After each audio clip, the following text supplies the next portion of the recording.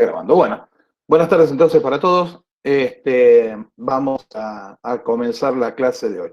El día de hoy lo que quiero hablarles es sobre la aplicación de redes sociales en bibliotecas. Y a partir de ahí vamos a hacer un pequeño práctico después, que les va a quedar para hacer un práctico, ¿sí? Cambié también a último momento el contenido de la clase porque prefería adaptar esta clase porque les iba a proponer un práctico para hacer durante el año, ¿sí? Para terminar, pero quería ponerme un poquito de acuerdo con la profe Fernández, con Paula, ponerme un poquito de acuerdo en algunas cuestiones que ella les va a hacer de repositorios y demás. Entonces, a lo mejor podemos combinar y que lo que hagan conmigo también les sirva para ella y viceversa, ¿sí? Es decir, no que el trabajo en sí mismo les sirva, pero que por lo menos no se estén alejando con dos cosas totalmente distintas. ¿Bien? ¿Sí? Así que tengan que hacer dos trabajos, que por lo menos la mitad de cada trabajo les sirva para la otra asignatura. Bien, entonces lo que vamos a ver hoy son redes sociales y bibliotecas, ¿sí? Yo durante la presentación voy a apagar mi cámara, ¿sí? Voy a dejar el micrófono abierto, obviamente, para no recargar el sistema, porque me dice que tengo la CPU de la notebook como saturadísima, ¿sí? No logro encontrar qué hay dando vuelta que me esté molestando, ¿sí? Entonces voy a apagar la cámara para que no moleste. Primero vamos a poner la presentación en pantalla.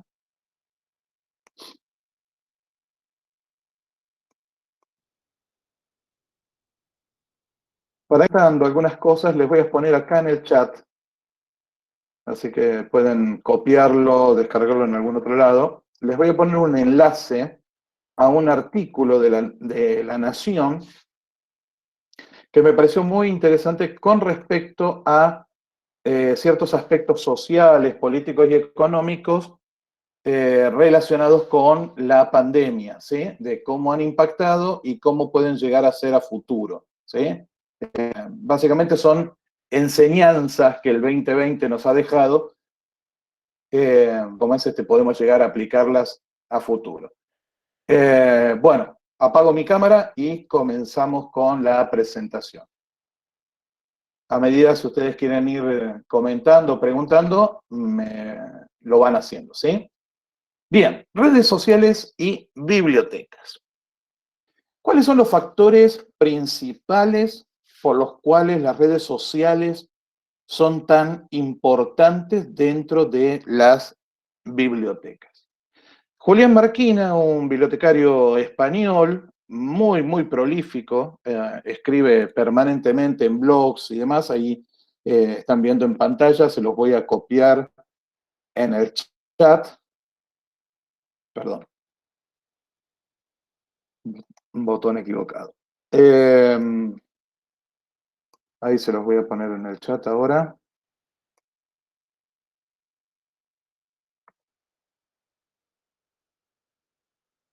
En este artículo, Julián Marquina plantea estos factores como los factores de importancia por los cuales las redes sociales son tan importantes para la biblioteca, ¿sí? Uno, que permiten un acceso a la información de manera inmediata, sobre todo cuando estamos hablando de novedades. Es más fácil enterarse qué es lo que está sucediendo en otro país en un momento determinado a través de las redes sociales, a través de Twitter, a través de Instagram, ¿sí? Mismo, qué sé yo, TikTok. Es más fácil enterarse qué es lo que está sucediendo en otro país al momento, al instante, más que por los medios de comunicación tradicionales. De hace muchos años atrás, hace más de una década atrás, alguien decía que los noticieros televisivos eran cada vez más un resumen de las noticias que habían leído una semana atrás en Twitter. Es decir, ya los noticieros televisivos, los mismos periódicos diarios, como que se vuelven lentos a la hora de acceder a una información de novedad. Si yo quisiera seguir, por ejemplo, en este momento las protestas en Colombia, es mucho más fácil que yo siga a tuiteros colombianos, me voy a enterar mucho más rápido y mejor que siguiendo, que sea Clarín, La Nación, Página 12 o el que fuere. ¿Sí? Eso por una simple cuestión de cómo funcionan los medios de comunicación masivos tradicionales y cómo funcionan las redes sociales. Obviamente me permiten compartir y difundir. Justamente esta es la base por la cual yo puedo seguir las noticias de manera más rápida vía las redes sociales. Porque justamente a través de apenas un par de clics, apenas unos toques en el teléfono, yo puedo tomar una noticia, una foto, un evento determinado y difundirlo inmediatamente. Y más allá de eso también, si hablamos de información científica, me pasa exactamente lo mismo. Allá por los años 60, un autor, se llamaba De Sola Price, Derek De Sola Price, lo voy a escribir en el chat así les queda el nombre. Es una persona bastante importante en algunos aspectos, sobre todo en lo que tiene que ver con información científica. Derek De Sola Price. Él mencionaba que existía, después de haber hecho una investigación con la forma de comportarse de los científicos, él enuncia lo que denomina en ese momento colegios invisibles. Colegios en una traducción directa del inglés, ¿sí? Él los llama Invisible College, y los college en inglés, en Estados Unidos, en Inglaterra, en el mundo anglosajón, no son los colegios como lo entendemos nosotros, los colegios secundarios, sino como es las universidades o las preuniversidades, ¿sí? Ese nivel, se refieren a ese nivel de estudio. Entonces, los colegios invisibles hace más referencia a nosotros en español tendríamos que hablar de las universidades invisibles. ¿A qué se refería con esto? En 1960, en esa época, en esa década, los científicos, ¿sí? Y eso se traduce hoy, sigue existiendo hoy, los científicos se comunicaban entre ellos antes, de manera informal, antes de aparecer las publicaciones en las revistas científicas, o en algún otro medio formal, ¿sí? Tradicional y de prestigio, podamos decir. Entonces, primero, cuando escribían un artículo, cuando hacían una investigación o descubrían algo, lo primero era informarse mediante carta, mediante fax, que existía en ese momento, ¿sí? O llamadas telefónicas, informarse de los últimos descubrimientos que habían realizado, ¿sí? Entonces, armaban círculos, colegios, universidades, invisibles, porque no tenían un nombre, pero eran por relaciones entre los científicos.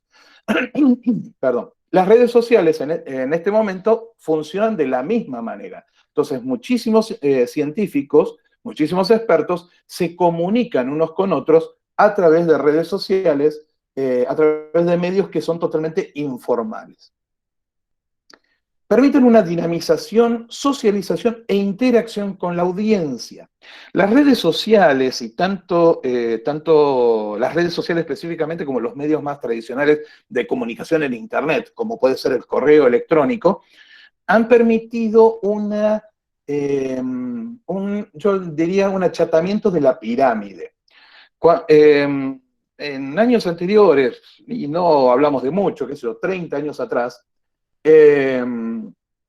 tratar de comunicarse con el POPE de un área disciplinar, tratar de comunicarse con el rector de una universidad, tratar de comunicarse con el experto, voy a salir del área científica, tratar de comunicarse con un ganador de un Grammy, era algo que resultaba casi imposible si no se tenían contactos específicos. Hoy en día, con el uso de las redes sociales, esa pirámide, esos escalones que había que subir para llegar a ese personaje destacado, se han achatado, se han bajado, ¿sí? Entonces yo puedo comunicarme ya sea por Instagram, hoy en día Instagram sería lo más común, a través de Instagram o a través de Twitter o de cualquier otra red social, Facebook también. Yo puedo contactarme directamente con algún investigador o con algún permítame usar la palabra, un decano de una disciplina, cualquiera sea, ¿sí? Entonces, en el mundo cultural, Guillermo me va a poder dar la razón en este sentido. Es más fácil que si yo quiero contactarme y hacerle una pequeña entrevista, una pequeña encuesta o hacerle 3 preguntas al ganador de un premio, que sea el premio de novela de Clarín, por decir, es mucho más fácil. Busco las redes sociales, consigo un correo electrónico y le escribo. ¿Sí? Y es muy probable que a lo mejor me conteste más fácil por ahí que si trato de contactarme con el representante. ¿Sí? En mi caso particular, por ejemplo, he podido conversar con el ganador del Grammy a Mejor Disco Latino de Jazz y conversar como si fuera, no sé, un compañero de universidad, digamos. Entonces, ha permitido las redes sociales y las conexiones electrónicas, las conexiones de Internet, las TICs en general, han permitido que esa pirámide de llegar a ese famoso se reduzca, se achaten, así de simple. Retroalimentación, fidelización y servicio al usuario. Como son un gran medio de comunicación, me permiten obtener ante cualquier acción que realice la institución, la biblioteca pública, la biblioteca universitaria o la institución mayor que albergue a la biblioteca, ante cualquier acción que realice la biblioteca, yo obtengo una retroalimentación inmediata, ¿sí? Eh, Nosotros lo vemos permanentemente en las redes, cuando alguien, un famoso, por ejemplo, publica su última rutina de ejercicio y saltan ahí 20.000 personas indicando que si está demasiado flaca, demasiado gorda, que si tiene celulitis, que si esto, que si el otro. La retroalimentación es inmediata, si esto lo ponemos en el contexto serio y nos olvidamos de los haters, de los odiadores. Eh, como nos permite una retroalimentación muy rápida, un contacto permanente. Y a su vez, como esta retroalimentación es rápida, y si uno le presta atención a esa retroalimentación, aumenta la fidelización del usuario, ¿sí? El usuario empieza a tener más, en el caso de las bibliotecas, empieza a tener más respeto por su biblioteca, empieza a considerarla mejor, empieza a considerar que realmente la biblioteca le puede brindar una ayuda por frente a buscadores, digamos, ¿sí? Es decir, busco en Google, no encuentro, no me puede ayudar nadie, no. Esta fidelización permite que el usuario diga, no, le voy a preguntar a mi bibliotecario que también me ha respondido otras veces. Entonces, esta retroalimentación, este movimiento rápido de la información, de la comunicación entre biblioteca y usuario, permite fidelización. Humaniza la comunicación y exige un cuidado de la reputación online. Humaniza la comunicación porque ya la comunicación deja de ser, si pensamos en la web 1.0, en esa web que podríamos llamar estática, ¿sí? Donde lo único que se hacía, donde era el imperio del blog, por decirlo de alguna manera, ¿sí? El imperio del blog, eh, donde alguien publicaba y los demás leíamos, con muy poca interacción. eh, Ahora eso cambia, eso deja de ser tan seco, tan árido, y pasa a ser un poco más humano, ¿sí? Empiezan a aparecer más los sentimientos y la sensación de pertenencia, de cercanía con la otra persona. Empieza uno a tomar conciencia de que del otro lado también hay una persona, ¿sí? No es una biblioteca como una entelequia, como un ente abstracto, como una definición extraña de algo que no existe, sino que sabemos que del otro lado también hay una persona. Eh, con, y exigen un cuidado de la reputación online. Eh, exigen un cuidado, es necesario un cuidado de la reputación online, y al existir una reputación online, las instituciones cambian también su forma de comunicarse con el usuario.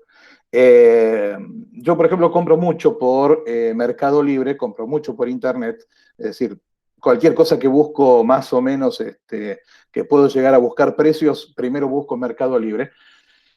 Y hay una diferencia abismal, abismal entre aquellas empresas o personas a las cuales yo les mando un mensaje, una vez que hice el pago, ¿sí? Les mando un mensaje para coordinar algunos detalles y obtengo una respuesta clara, directa, humana, ¿cómo es? Claramente de que hay otra persona sentada del otro lado, a la diferencia, y me ha pasado, cuando me quiero contactar con una empresa y tienen a una persona con un cassette puesto por decirlo de alguna manera, con un chip puesto en la cabeza y responde siempre exactamente lo mismo ante cualquier pregunta que uno le haga, ¿no? Y claramente no es un bot, ¿sí? Como existen, donde uno escribe y contesta un sistema automático, ¿no? No es un bot, sino que es una persona, pero contesta de manera automática y siempre la misma canción.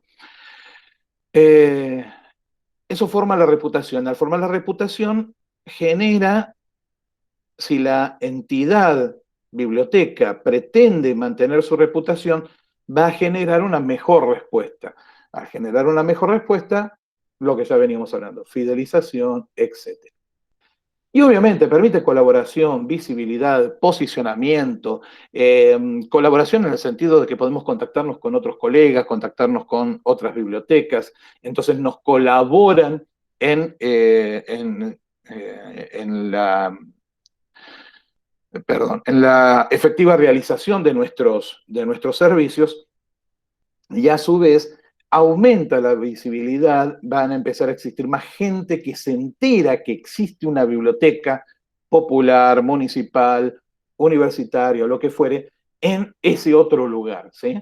Entonces, de golpe, esa biblioteca esa bibliotecaria, ese bibliotecario rural que estaba perdidito con su pobre estante de libros y que tiene la posibilidad de una conexión a Internet, a través de las redes sociales puede lograr visibilidad, puede lograr posicionamiento, puede lograr referencias, puede lograr donaciones, puede lograr colaboración de distintos tipos, desde ayuda, ¿sí? Tecnológica, a lo mejor ayuda en dinero, etcétera, etcétera.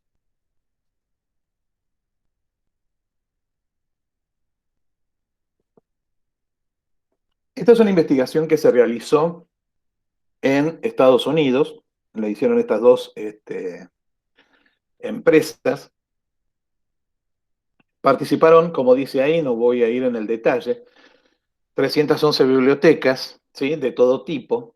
De esas 311, fíjense que la inmensa mayoría, 82%, eran bibliotecas públicas, eh, y muy lejos de allá, con menos del 10% de las bibliotecas universitarias, y muy por debajo de las escolares y las de agencias estatales. En ese contexto, en esa encuesta, perdón, no, está bien. Esa encuesta obviamente los encuestaron sobre el uso que hacían de las redes sociales, ¿verdad? En ese tema estamos. Bien, entonces, se les preguntó qué dedicación ocupaban para las redes sociales. La mayoría de las bibliotecas, más de la mitad de las bibliotecas, fíjense que le dedicaban menos de 5 horas a la semana a las redes sociales. ¿Sí?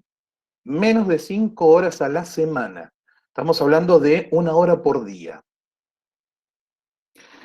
En el otro extremo, apenas un 2% de ellas le dedicaban a la semana una persona, ¿sí? 40 horas semanales, más o menos un trabajo de 8 horas por día, ¿sí? Entonces, fíjense que solamente el 2% le dedicaba una persona a las redes. Apenas el 2%. Es decir, que de 311, apenas 6, más o menos, le dedicaban una persona a atender las redes sociales. Y eso se traducía en estos números, automáticamente. Los seguidores que tenían cada una de las bibliotecas, estamos hablando de que fíjense, que habíamos dicho que el 2% dedicaba una persona, ¿sí? A atender las redes sociales, para ponerlo así en números de personas, ¿sí? Eh, dedicaba, como es un 2% dedicaba una persona a dedicarse a las redes sociales.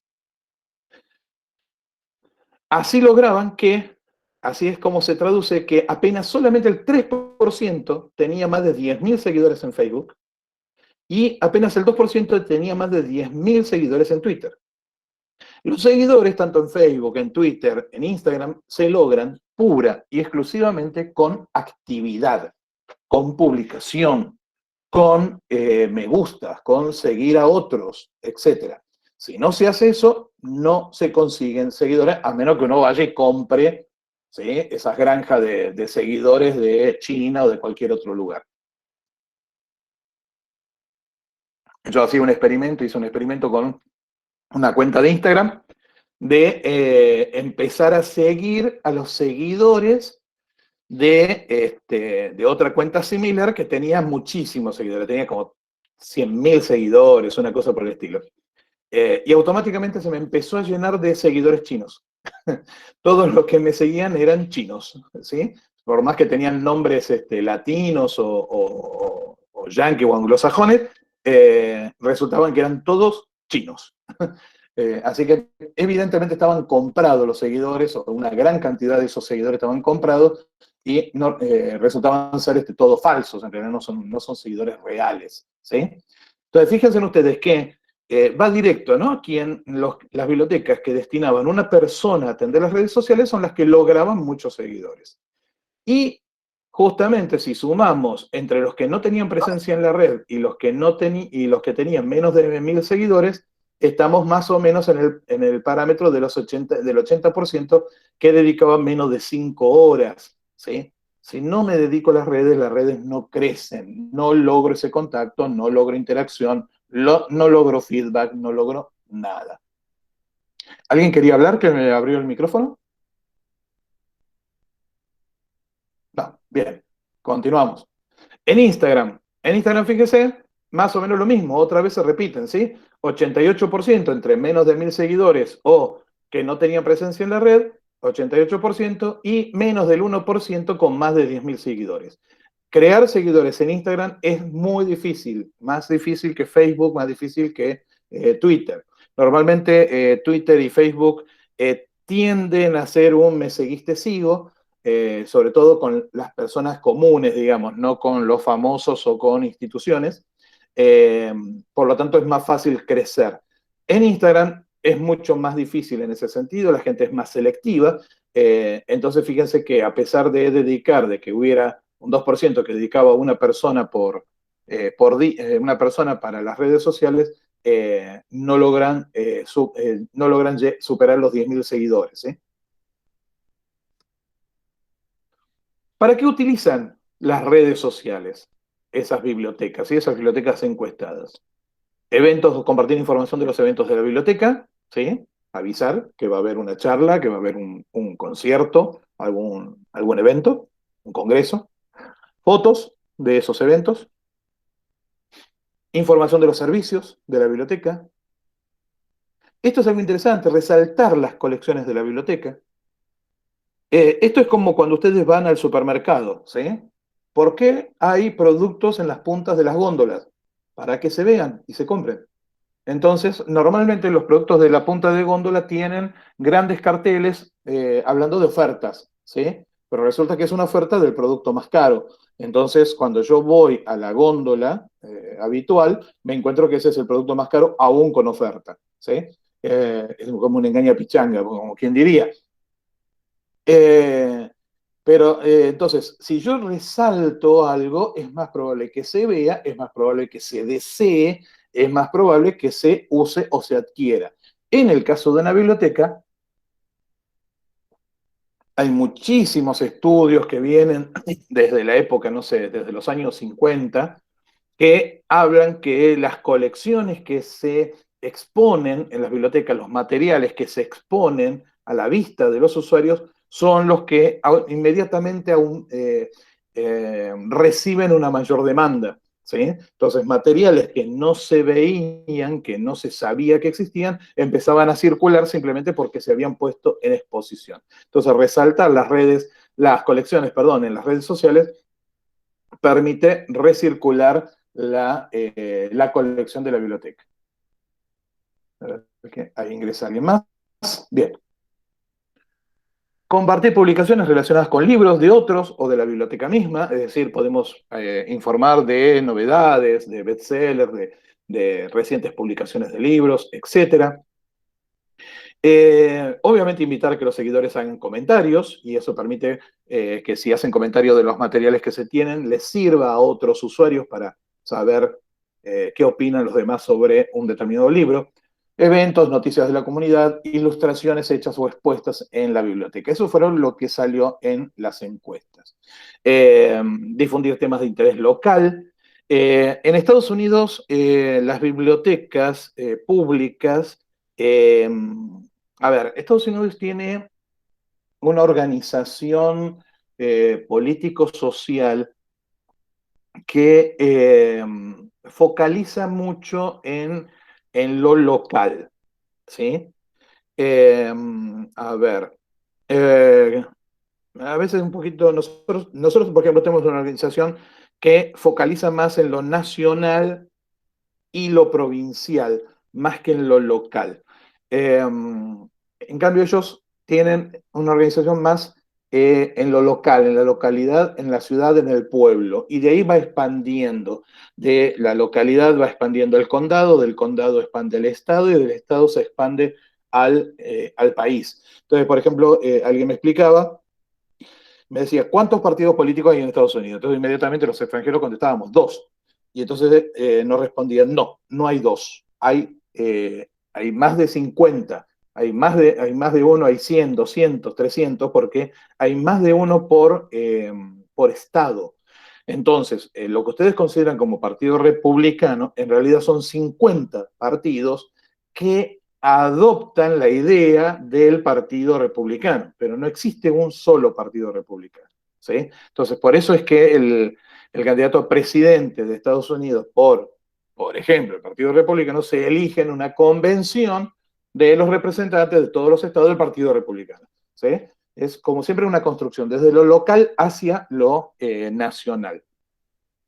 Entonces, la biblioteca pública de una localidad se transforma en una especie de centro social de esa localidad. ¿Sí? Es muy importante en ese sentido. Bueno, asesoramiento a lectores, la vida laboral, detrás de escena, presentar mucho de esto presentan mucho las bibliotecas, como es qué es lo que se hace tras bambalinas dentro de las bibliotecas. Aprovechar, bueno, los hashtags, compromiso, encontrar personal, voluntarios, sí, usuarios, hacer que se pongan en contacto, transmisiones en vivo, abogar por cuestiones de política pública, esto está relacionado con los temas de interés local. ¿Y qué desafíos encontraban entonces estas bibliotecas en el uso de las redes sociales? El primero es el que estábamos mencionando, el que mencionamos al comienzo un poquito, que es la idea de hacer crecer la audiencia y los seguidores. Ese es el mayor desafío en las redes sociales. También hay como una especie de... a ver, hay como una especie de, ¿cómo decirlo? Mito, en que si yo estoy en Instagram y demás, tengo que tener muchos seguidores. Yo tengo que tener 50 me gustas, 1500 seguidores, 8000 comentarios, no sé. Siempre son como los números, ¿no? Y a veces no es necesario eso. Dependiendo al público al que yo me estoy manejando, es la necesidad de qué cantidad de audiencia necesito. Imagínense que si yo en este momento armo una cuenta de Instagram dedicada a los resúmenes de artículos científicos de paleobotánica, ¿sí? Que es la investigación de las plantas de los tiempos prehistóricos, por decirlo así rápidamente, ¿sí?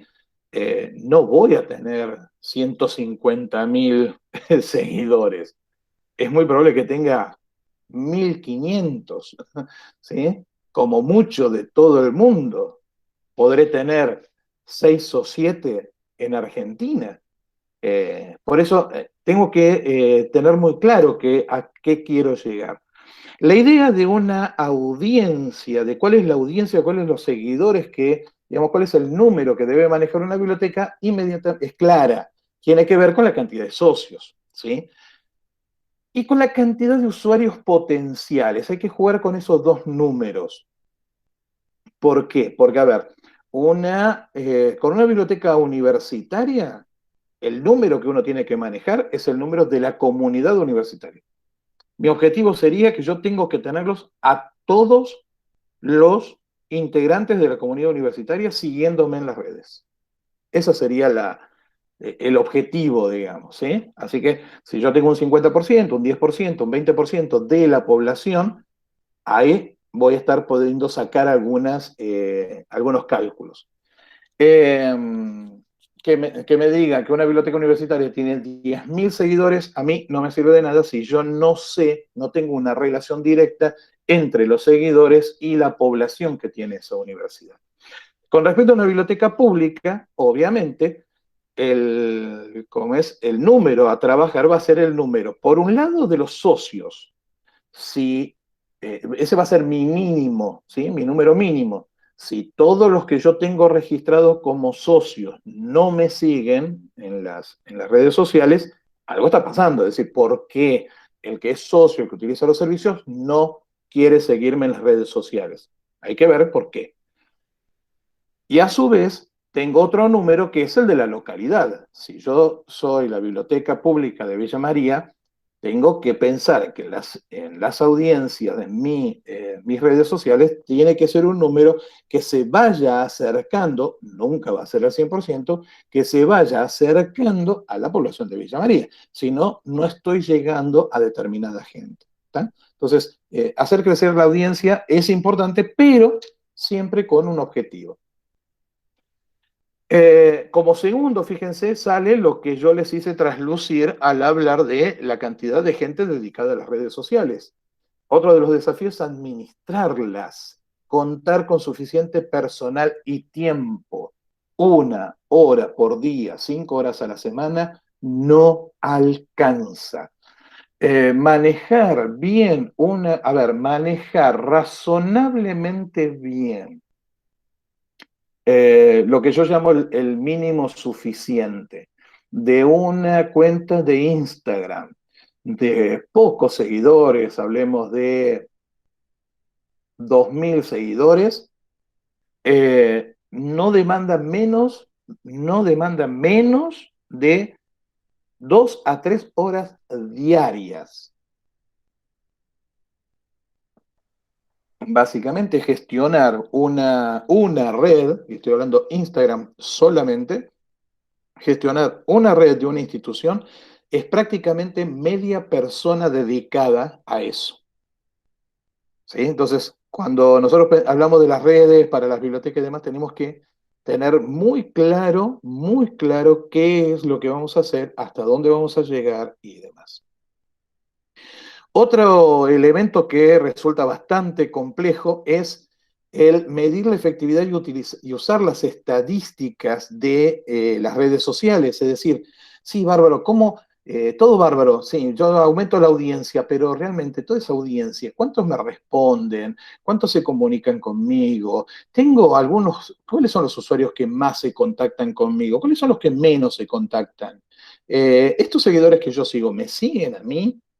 Estos que me siguen, ¿los sigo? ¿Necesito seguirlos? Entonces, medir todo eso y a su vez también lo mismo, es decir, yo puedo pagar una campaña, por ejemplo, para publicitar una publicación en particular dentro de Instagram o Facebook o lo que ustedes quieran.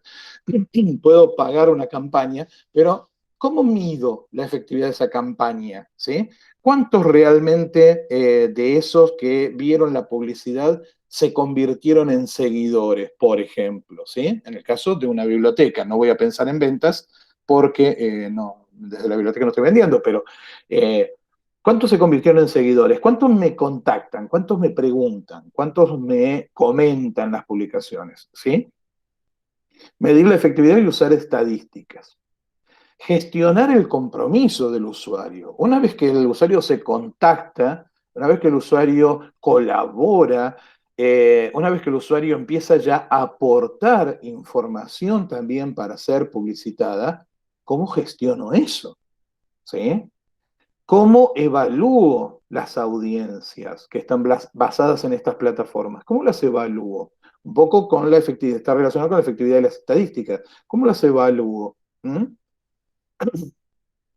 ¿Cómo identifico estrategias específicas de canal, de cada canal, en cada plataforma?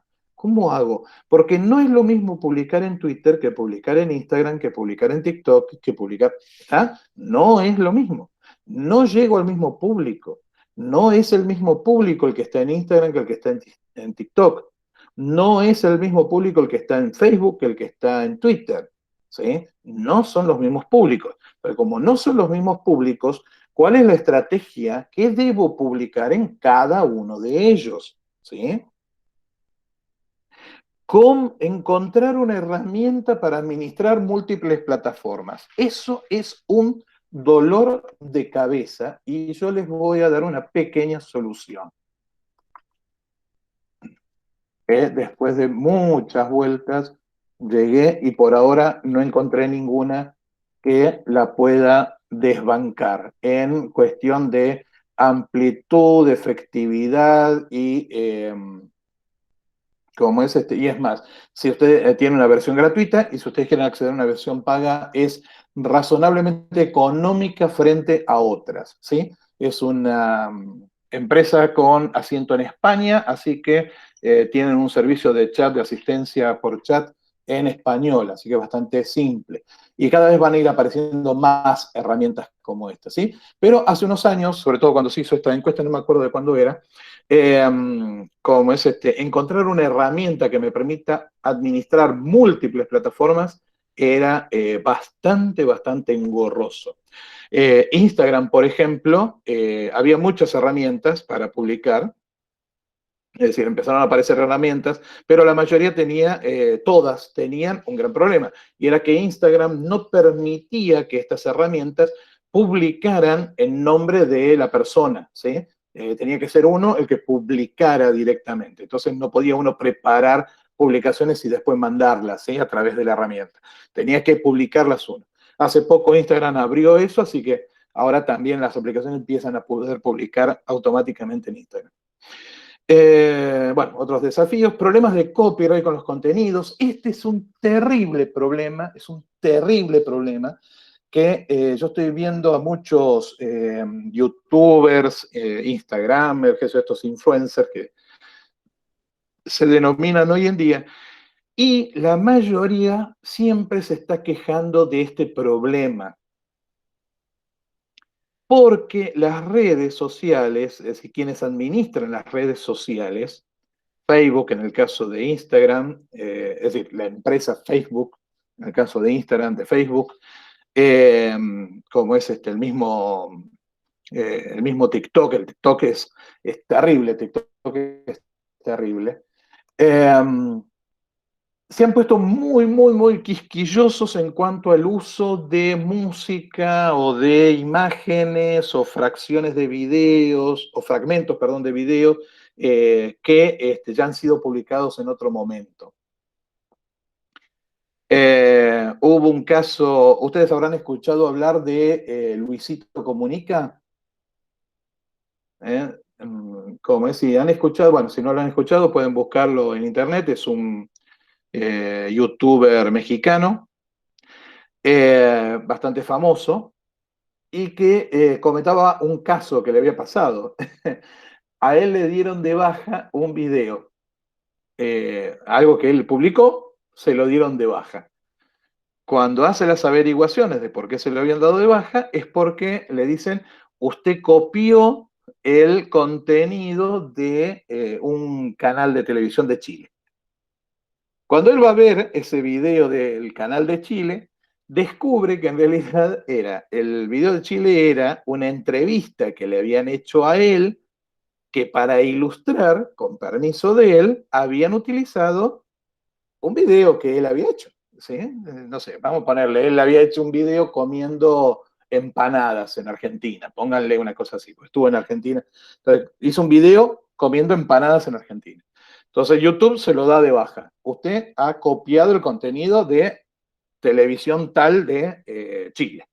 Él va a ver el video de la televisión de Chile y que era un periodista chileno entrevistándolo a él y que ponen como un picture in picture, ¿sí? Ponen la pantallita y muestran el video de Luisito Comunica en Argentina comiendo empanadas.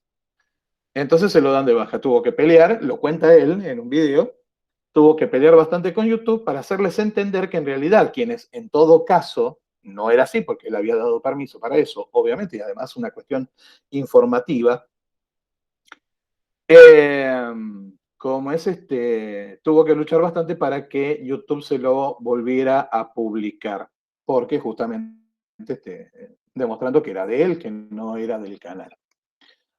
Entonces, el problema de copyright es un problema bastante importante. Y bueno, los trolls, las tensiones, los haters, los odiadores, que siempre son una problemática, simplemente que siguen cuentas para insultar o bardear, como diríamos hoy,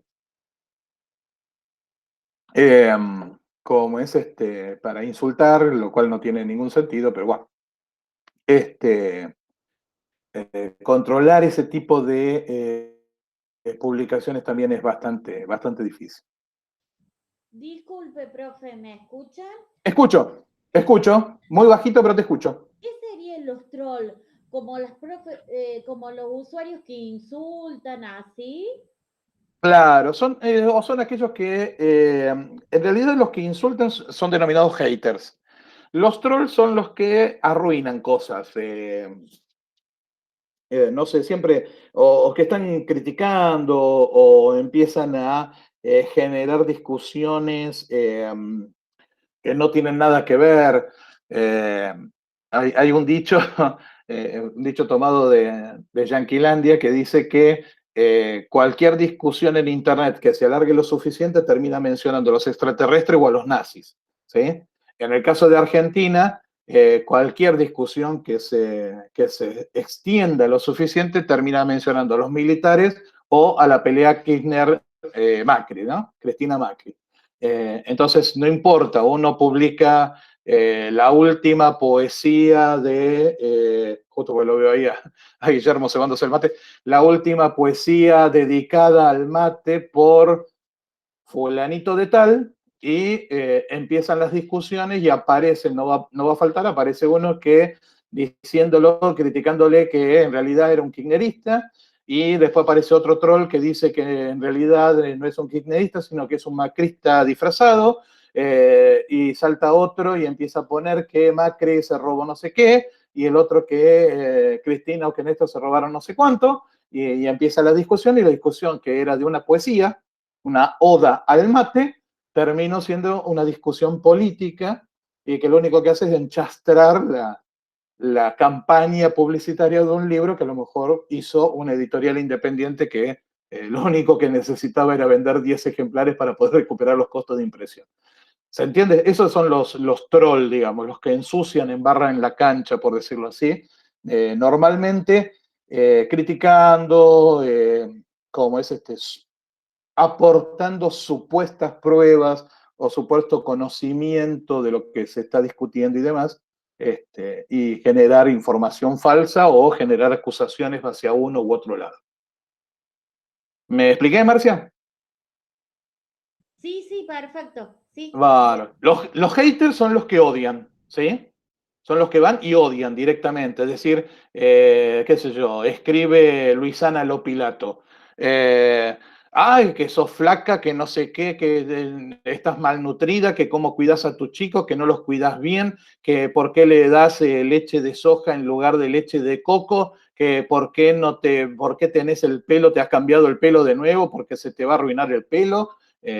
Y publica, no sé, Bueno, el caso más renombrado últimamente es ese sketch que hizo José María Listorti con la esposa, ¿sí? Donde en una inocentada, obviamente actuada entre ellos, cada vez que la esposa quería hablar, él encendía la licuadora para no escucharla y entonces decía que era como el mejor amigo del hombre, qué sé yo, una cosa así.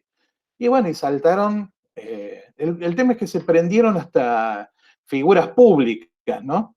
A criticar qué machismo, micromachismo, machismo, no sé qué, violencia, violencia psicológica, y realmente a insultar, ¿cómo es a realmente odiar sin más razón que eso, ¿sí? Eh, un caso que seguí particularmente para ver cómo funcionaba eso fue el caso de Candelaria Tinelli, la chica, la hija de Tinelli que está toda tatuada. ¿Sí? Era fascinante ver las redes sociales de ella, como de 50 mensajes, qué sé yo, 45 eran criticándola, insultándola por qué se había tatuado tanto. Después los otros 5 eran, hola, hace mucho que no te veo, ¿cuándo nos juntamos de nuevo? Hola, ¿cómo andás? Tanto tiempo. Ay, qué linda que sos. Pero después todo el resto eran realmente insultos o agresiones de por qué se había tatuado. Que en definitiva es problema de ella, ¿no? Esos son los haters. Bien, primera reflexión. Y esto lo tomo del artículo de Fernando Gutiérrez que, uy, a ver,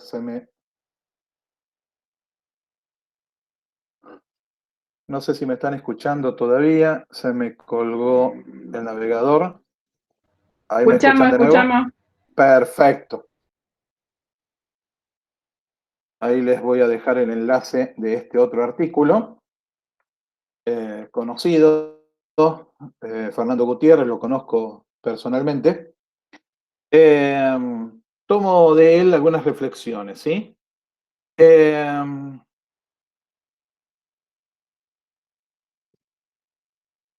eh, Él dice concretamente, antes que nada, la web 2.0, la web social, hoy social media, no es un tema fuera de moda en general, ni en particular para las bibliotecas. A algunos les parece cosa del pasado. Puedo animarme a decir que las redes sociales, los blogs, entre otros, ya son parte de las bibliotecas en los entornos virtuales. Yo agrego a esta reflexión que hace él en ese artículo, eh, yo creo que más allá de que sean parte de las bibliotecas, es parte de la sociedad. Fíjense que muchos noticieros utilizan como imágenes o como información cosas que han sido publicadas en las redes. Ya estamos observando la vida en general a través de las redes sociales. Entonces, más allá de las bibliotecas, es decir, las bibliotecas no pueden quedar afuera porque la sociedad entera está en las redes sociales, ¿sí? Insisto, después les voy a pasar también un artículo con respecto a ciertas consideraciones sociales, políticas y económicas con respecto a la pandemia. Está muy bueno, conseguí el informe completo a partir de un artículo que salió en La Nación. El artículo se llama, si lo buscan en Google lo van a encontrar, el artículo se llama 7 enseñanzas que nos dejó la pandemia o 7 enseñanzas que nos dejó el 2020 para este año. Salió publicado en La Nación.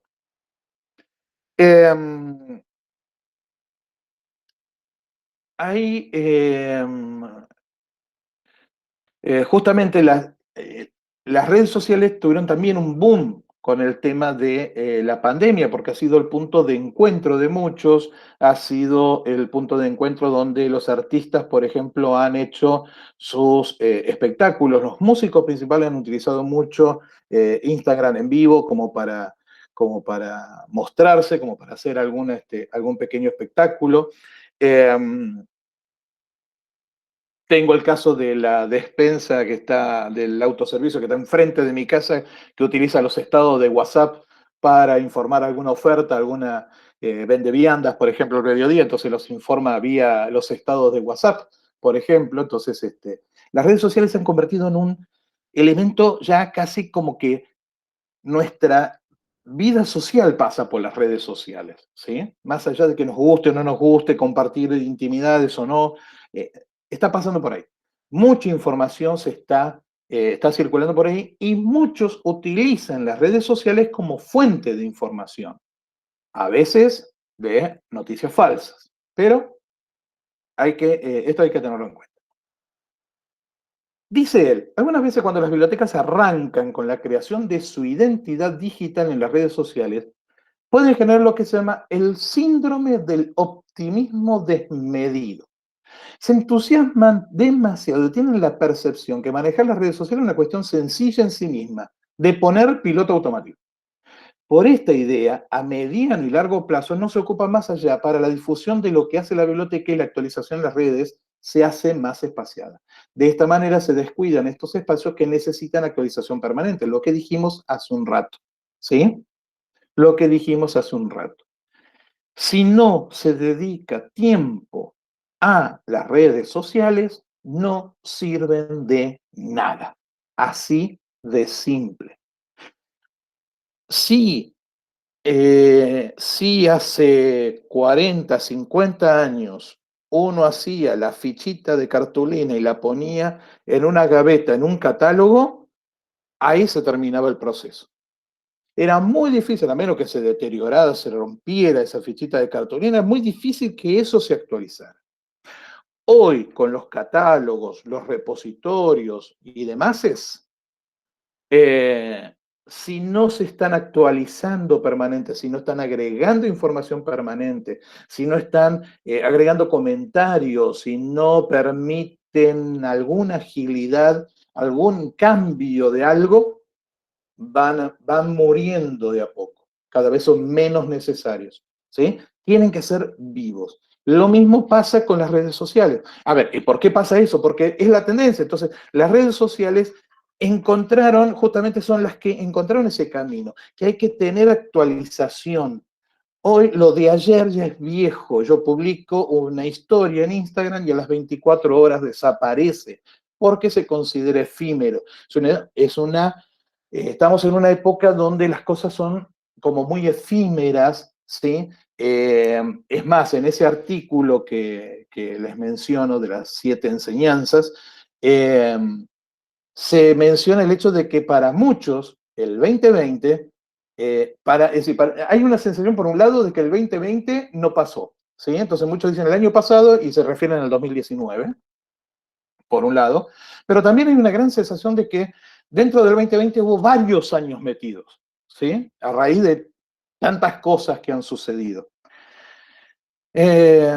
Entonces, en ese movimiento tan rápido de las cosas, ¿sí? Que se nos producen, se producen a nuestro alrededor, las que están más adaptadas para ese movimiento rápido son las redes sociales, por eso van a la cabeza como medio de comunicación. Y las bibliotecas no pueden estar afuera. Si yo quiero que alguien preste atención a mi WhatsApp, tengo que modificar los estados. Si no me interesa, no lo hago. ¿Está? Pero por eso mismo, si uno se mete desde la biblioteca a realizar, digamos, a publicar en redes sociales, tiene que ser algo permanente, algo sostenido. Si no, no sirve de nada. Dice que hay que mirar más allá de Facebook. Hoy, digamos, es más, me comentaba alguien que decían que los alumnos le dijeron que Instagram ya es viejo, que ahora es TikTok, o hace un tiempito, y ahora no sé cuál será. Pero como que siempre hay que estar un poquito más informado de cuáles son esas redes sociales o cuáles son las tendencias, ¿sí? En algún momento parecía que iba a ser Snapchat, no funcionó. Twitch tampoco es demasiado abundante. Instagram despegó maravillosamente. TikTok fue un boom durante la pandemia. Y bueno, habrá que ver qué es lo que viene después. Ya no basta dice él, con tener una página de biblioteca en Facebook, salvo que hayamos hecho un estudio de usuario y que esa sea la plataforma que tenemos que utilizar. ¿Sí?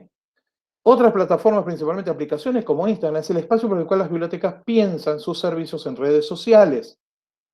Mostrar Facebook y las demás redes no como un tablón de anuncios, sino interacción.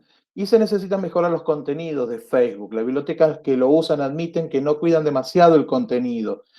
Las redes sociales de una institución, de una biblioteca o del perfil profesional de una persona o de, permítanme utilizar un término venido del marketing, la marca personal de una persona, ¿sí?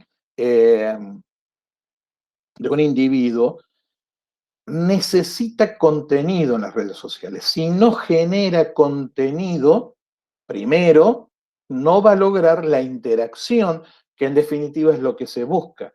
Si yo no genero, yo simplemente anuncio, hoy a las 10 de la noche, qué sé yo, exhibición pública de la película, no sé, Expreso de Medianoche. Si yo hago eso solamente, mañana firma el libro fulano de tal.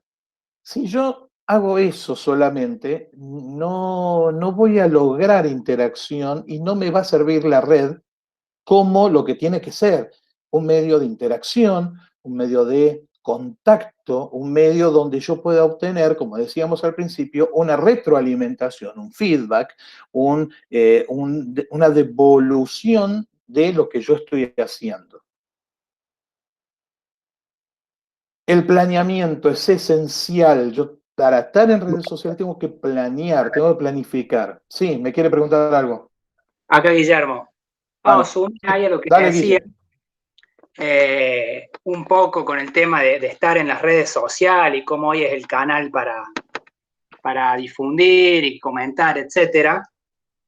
Yo hice una pequeña investigación del diario El Heraldo, de acá de Villa María, Bien. que fue publicado a principios del siglo pasado, en 1905 inició, y en esa época los diarios eran la red social de ahora, era la forma de presentarse ante la sociedad.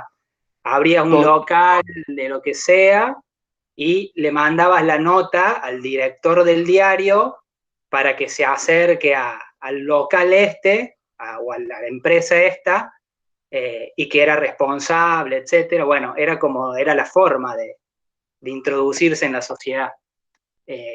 Y a relación con esto de las redes, como hoy las redes funcionan así, y me preguntaba un poco también lo efímero que son las redes, que uno está publicando y subiendo contenido, y si uno no hace un backup o hace un raconto de eso en otro lugar, el día de mañana la red social se cae, se da de baja o lo que sea, y se pierde toda esa información y todo ese trabajo que se hizo. Y encima, con lo que decís que hay casi nada de personas que están trabajando en redes sociales, o es muy poco el porcentaje de bibliotecas que tienen un personal específico para eso, y si lo haces en biblioteca escolar, olvídate, porque estás solo y no tenés personal, o sea, tenés que hacer vos todo lo que hace a la biblioteca, digamos, como se me surgían esas inquietudes.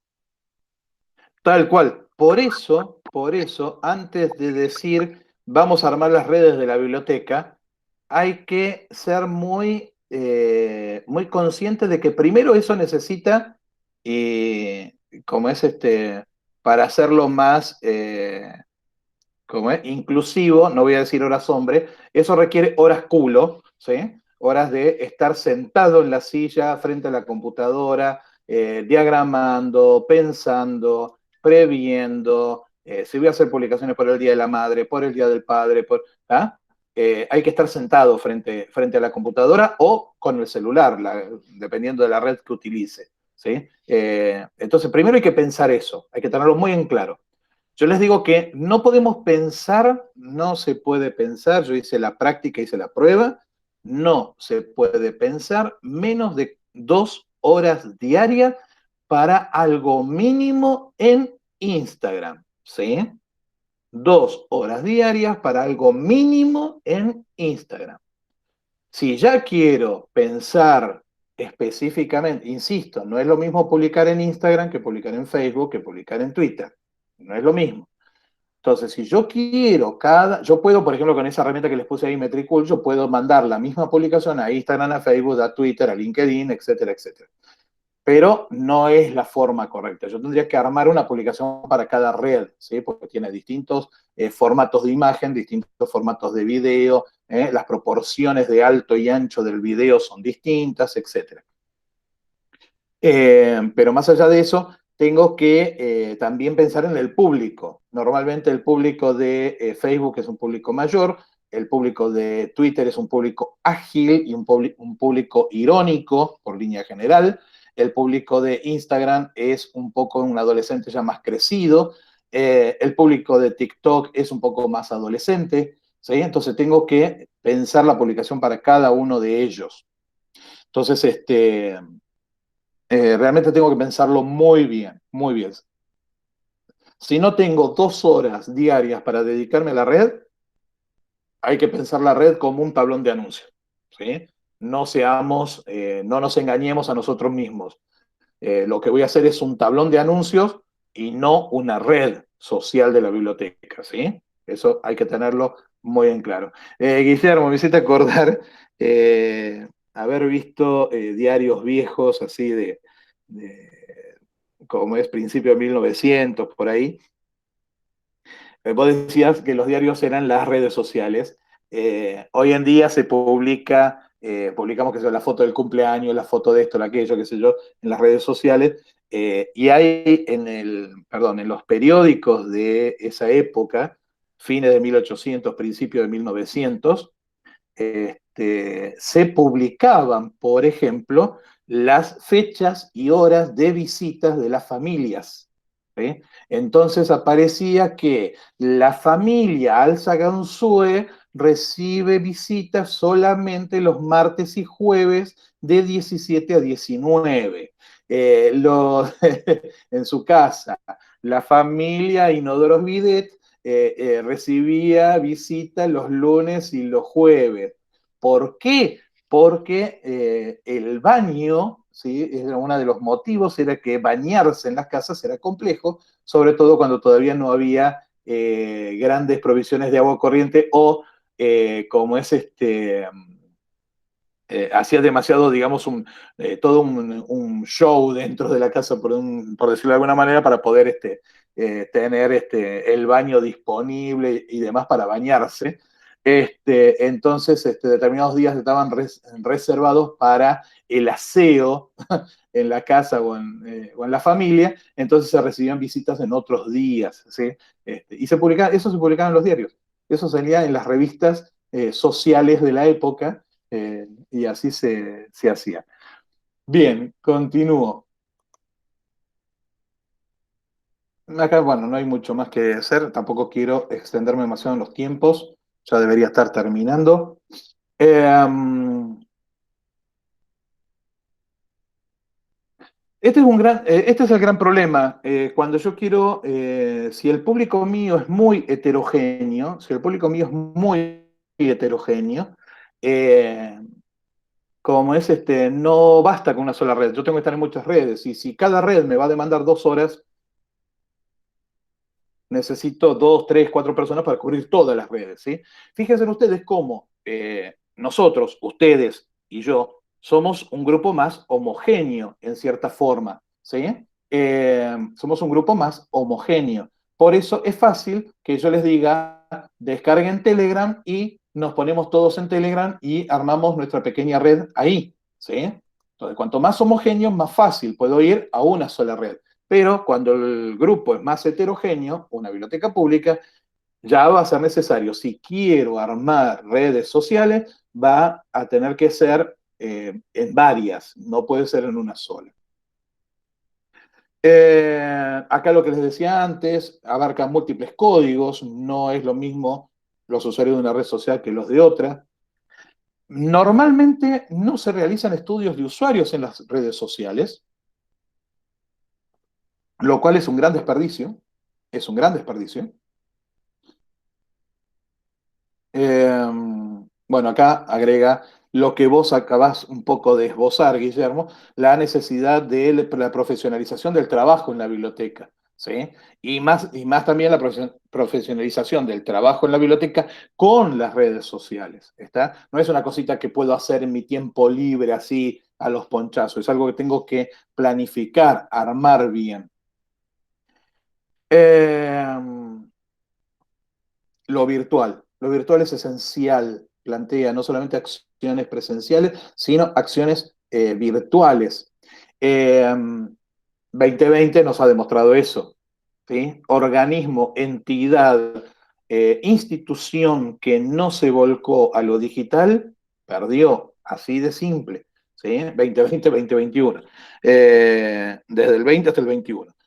Eh, Aquellos negocios que no cobraban con Postnet, con Mercado Pago y demás, hoy ya tienen Postnet, tienen Mercado Pago, etcétera, ¿sí?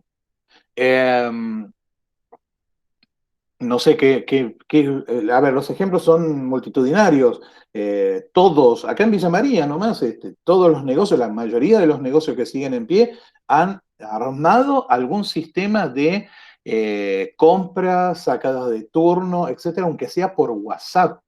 Publicaron el número de WhatsApp del dueño de alguien o de algún empleado y tomaban los turnos de la peluquería, el pedido de la verdulería, etcétera, vía WhatsApp y después lo enviaban a domicilio o lo alcanzaba el mismo dueño con el auto o lo que fuere, ¿sí? Entonces, la necesidad del servicio virtual, eso es muy importante.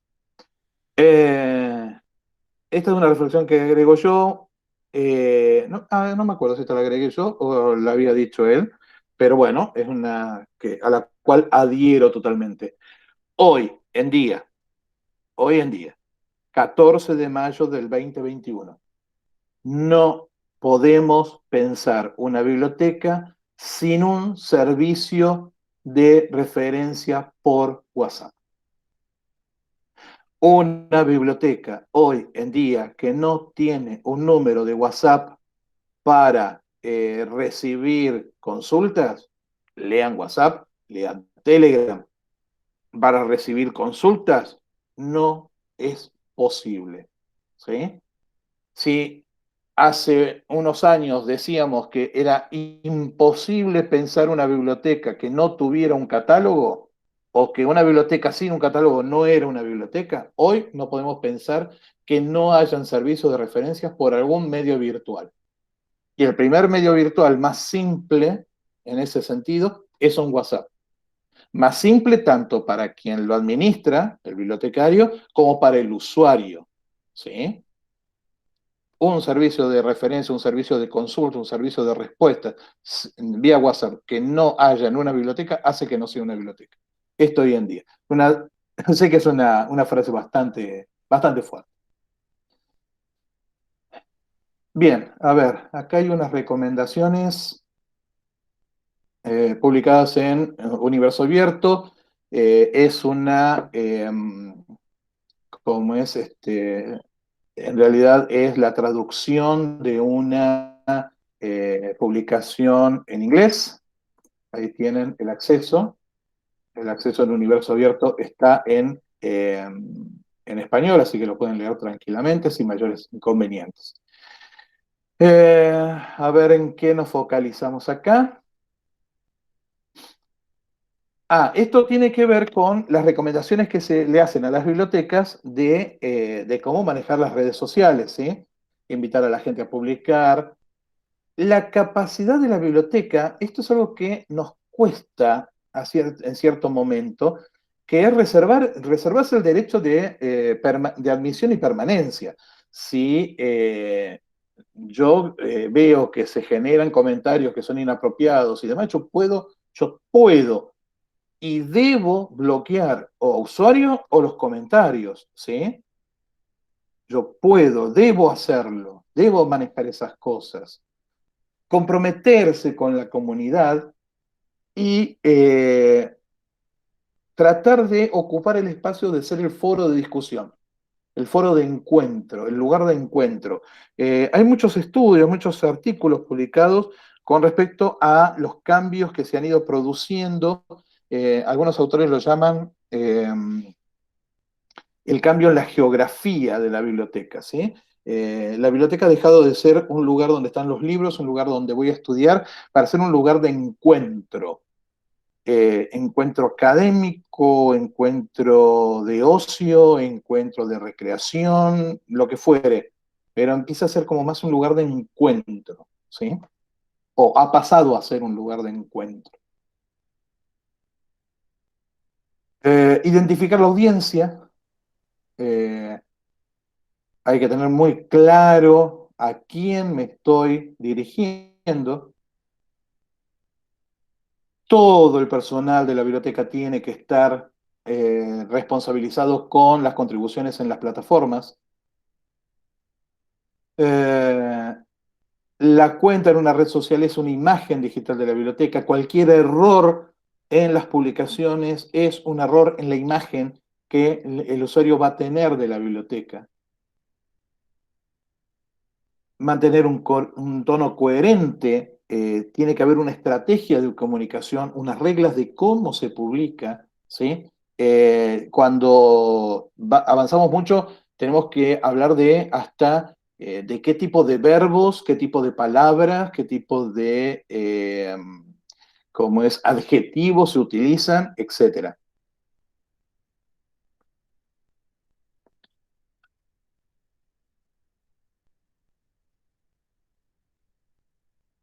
Esto es algo que obviamente a los norteamericanos les interesa muchísimo, que es el tema que tiene que ver con la privacidad y la confidencialidad. Esto es algo que siempre sale en todos los temas de las bibliotecas, y es cuidar la privacidad y confidencialidad del usuario, tratando de no exponerlo. Eh, Y acá, bueno, también una cuestión de responsabilidad de que la información que los usuarios comparten con la biblioteca no debe ser mal usada, ¿sí? Usada para otros fines que no sean los de las redes sociales por los cuales han compartido los usuarios. Eh, bien. Y acá les dejo entonces un práctico. Después se los publico también en el aula. Se los voy a enviar a ver, se los voy a copiar ahora. Ahora no puedo editar. A ver, permítanme, voy a salir, a ver si me deja salir de esta visualización. Ahí está.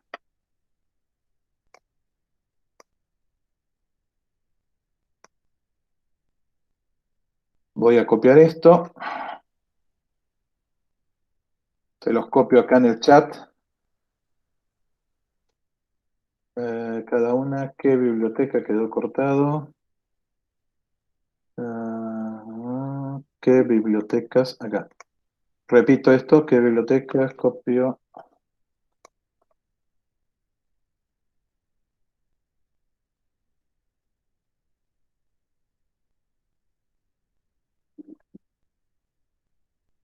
Bien. Fíjense que ahí repite, ¿sí? ¿Qué biblioteca? ¿Qué bibliotecas las usan? Y se los voy a subir después también por el Telegram. A ver, vamos a copiarlo acá. Antes que me olvide, voy a abrir mi aplicación de Telegram. Mientras tanto, si quieren hacer alguna pregunta, alguna duda, algún comentario, vuelvo a habilitar mi cámara.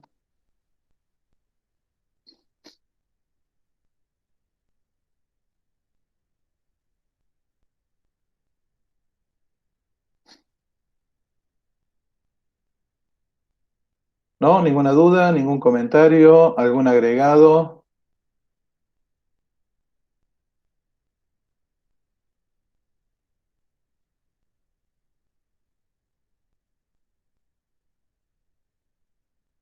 Nada de nada, qué maravilla.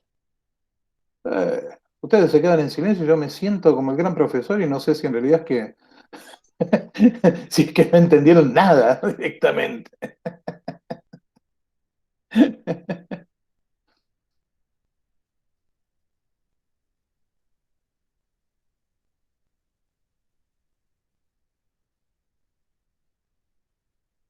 Bueno, entonces, ahí pueden copiar ahí lo del chat, ¿sí? Sí, sí, ya copiamos todo. Vale. Bueno, ahí Emma se va a transformar en una community manager ahora, después de toda esta charla. Ay, lo tienen más Mami claro le que va, nosotros. ¿viste? Mami le va a dar una mamadera de whisky después para que pueda hacer el trabajo.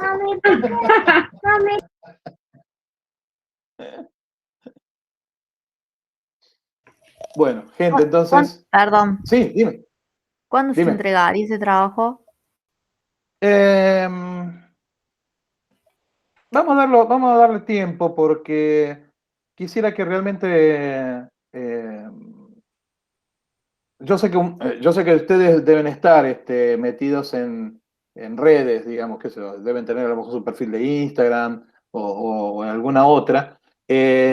Fíjense de buscar otras redes, métanse en un poquito, abran una cuenta en otra red, que sea Snapchat, Twitch, alguna de esas, TikTok, no sé, y verlas un poquito, ver qué es lo que sucede, qué se habla, qué impresiones les da. Busquen a ver si hay bibliotecas ahí en el medio. Ahí está. Busquen a ver si hay bibliotecas, a ver qué publican esas bibliotecas, etcétera. ¿Sí? Así que vamos a darle más o menos, vamos a ponerle un mes, ¿sí? De acá a un mes. Estamos 14, más o menos para el 14 de junio, para esa fecha, más o menos. Voy a detener la grabación ya.